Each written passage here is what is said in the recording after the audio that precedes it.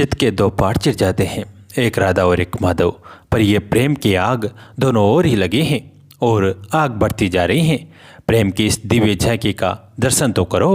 प्रिय सामने है और उनके आगे श्री राधा रानी नाच रही है। प्रियतम की ओर देखना, मुस्कुराना, प्रेम से उन्हें निहारना। पर ये क्या, एकाएक रूठ जाना, बात ही न करना, फिर प्रियतम का मनाना और मनाने पर भी न मानना। अजी प्रेम की अपनी टसक होती है। हे जनाब, ये चरित्र जो मैं तुम्हें सुना रहा हूँ, इसके सब अधिकारी नहीं है। जिनकी बहिर्मुखता है, जिनका हृदय पवित्र नहीं है, वो इस दिव्य प्रेम के अधिकारी कहाँ? क्योंकि उनको ये सब समझ में ही नहीं आएगा कि ये क्या है जो मात्र नैतिकता के थोथे मापदंड में बने हैं।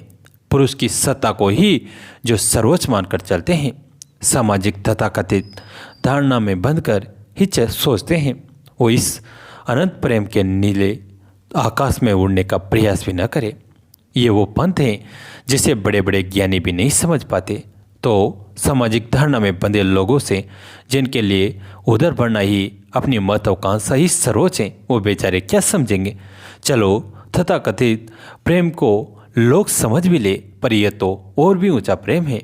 संसार के लोगों का प्रेम यह है कि प्रेम हम कर रहे हैं क्योंकि हमें सुख मिले, पर यह प्रेम तो अपने सुख में नहीं है।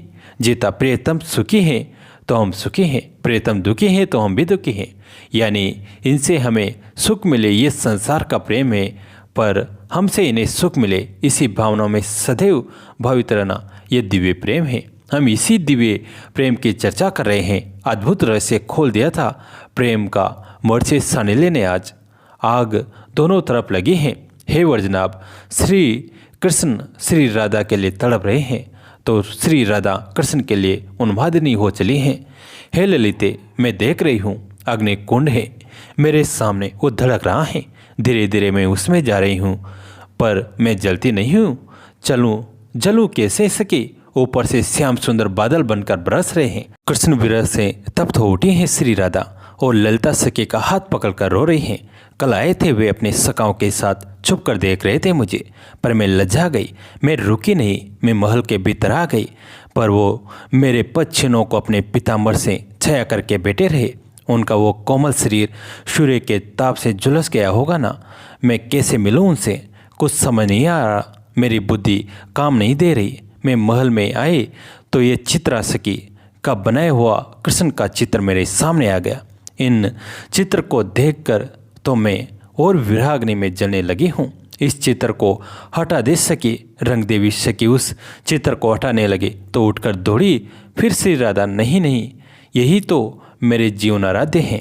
उस चित्र को लेकर अपने हृदय से लगा लिया। फिर तुम सब जाओ, अब जाओ, मैं कुछ देर एकांत में बैठूंगी। सखियाँ चली गई। मन नहीं लगा। श्री राधा का महल में बार बार कृष्ण की वही छवि याद आ रही है। मेरे पच्छिनों को अपने पिताम्बर से छाया कर रहे थे और उनका मुखमंडल पसीने से नहा गया था। उफ! फिर एकाएक मन में आया, लोक लज्जा की परवाह है तुझे राधे, देख उन श्याम सुंदर को तेरे लिए वे बरसाने में। तुरंत उठी श्री राधा और मैं भी जाऊंगी आज नंद नंदन से मिलने। क्यों न जाऊं? वो मेरे लिए यहाँ आ सकते हैं। तो झरोके से उतरी श्री राधा रानी।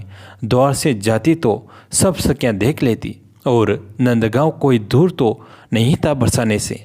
अरे ब्रजरानी यशोदा, देख कोई लाली बड़ी देर से खड़ी है तेरे द्वार पर, द्वार तो खोल दे। श्री राधा रानी चली गई थी। नंदगांव पर नंद महल के द्वार पर जाकर खड़ी हो गई। द्वार खटखटाया भी नहीं, वो तो एक ग्वालिन जा रही थी। उसने देख लिया तो आवाज़ लगा दी। व्रजरानी को भीतर से व्रजरानी यशोदा ने अपने लाल कन्हैया से कहा, देख कोई खड़ा है द्वार पर, जा खोल दे। ठीक है मैया।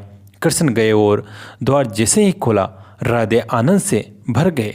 कुछ बोल ही नहीं पाए, बस अपलक देखते ही रहे। उस दिव्य रूप सुधा का अपने नेत्रों से पान करते ही रहे। अरे तू बिना लाला कौन है, बता तो दे। बहुत बार बोलती रही व्रजरानी यशोदा, पर कृष्ण को कहा। वो सुनकर सर्वस्व आज उनके ही पास आ गया था। अरे कौन है? ये कहते हुए व्रजरानी जैसे ही द्वार पर आई, सुंदरता की साक्षात देवी, नहीं नहीं, जगत के सौंदर्य ने ही मानो आकार ले लिया हो।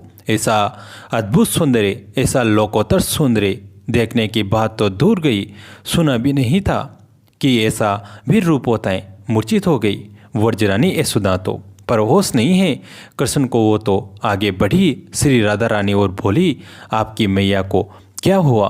कन्हैया ने देखा, मुड़कर तो महल के भीतर व्रजरानी मूर्छित पड़ी है।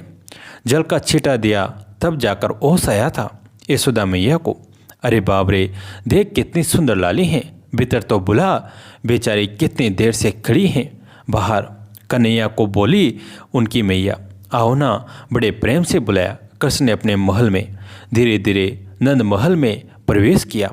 श्री राधा रानी ने बड़े संकोच के साथ, किसकी बेटी हो, कहाँ रहती हो, अपनी गोद में बैठा लिया था व्रजरानी ने, और उनके गोरे कपोल को चूमती हुई पूछ रही थी, बरसाने की हूँ कीर्ति रानी मेरी मैया है। मिश्री की मधुरता भी इनकी वाणी के आगे तुच्छ प्रतीत हो रही थी। राधा नाम है मेरा, वर्षभान जी की बेटी हूँ। ओहो, कीर्ति रानी की राधा तुम हो। आनंद से उछल पड़ी व्रजरानी, मैया मैं भी बैठूंगा तेरी गोद में। कृष्ण मचलने लगे, अच्छा अच्छा, आजा तू इधर बैठ। एक तरफ श्री राधा रानी और दूसरी ओर अपने लाला को बैठाकर माखन खिलाने लगे। सुगंधित तेल उन काले काले श्री जी के केसों में लगाकर उन्हें संवार दिया। सुंदर लहंगा पहना दिया, ऊपर से चुंदरी ओढ़ा दी, पायल पहना दी। व्रजरानी ने सुंदर सा मोतियों का हार पहना दिया। कृष्ण बड़े खुश हैं, बार बार देख रहे हैं अपलक श्री राधा रानी को। मैं जाऊं अब बरसाने, मेरी मैया मेरी बाट देख रही होगी। श्री राधा रानी के मुख से इतना सुनते ही व्रजरानी ने राय नोन उतारा। श्री राधा रानी का अब जाऊं, संकोच से दसी जा रही है वर्षभान की लली। जा जा छोड़ के आ कन्हैया को बोली यशोदा। बड़े खुश होते हुए कन्हैया चले। श्री जी का हाथ भी पकड़ लिया। कृष्ण ने व्रजरानी देखती रही और मुग्ध होती रही। मेरी बहू है, ये कितनी प्यारी जोड़ी है। हे विधाता, मैं अचरा पसार के मांगती हूँ, ये जोड़ी ऐसे ही बनी रहे। अकेली आ गई राधे कृष्ण ने पूछा, हूँ इससे ज़्यादा कुछ बोलती नहीं है। अब कब मिलोगी? पता नहीं, तुम्हारा महल आ गया है, अब तो बता दो कहाँ मिलोगी। पता नहीं, इतना बोलकर भागी क्योंकि महल आ गया था। पर बातें बनाने वाले तो होते ही हैं। बरसाने के हर नर नारी ने देख लिया था, सजी धजी श्री राधा कृष्ण के साथ आ रही हैं। कीर्ति रानी ने देखा, कुछ रोष भी किया। कहाँ गई थी? चलते चलते नंदगांव चली गई थी। कृष्ण दूर खड़े होकर देख रहे हैं। कीर्ति रानी ने अपनी लाली को सजी धजी देखा। यह सब हार पायल लहंगा किसने पहनाया? यशोदा मैया ने। श्री राधा रानी धीरे से बोली। बरसाने की महिलाएं सब देख रही थी और बातें भी बनाने लगी थी। कीर्ति रानी अपनी लाली को लेकर चली गई।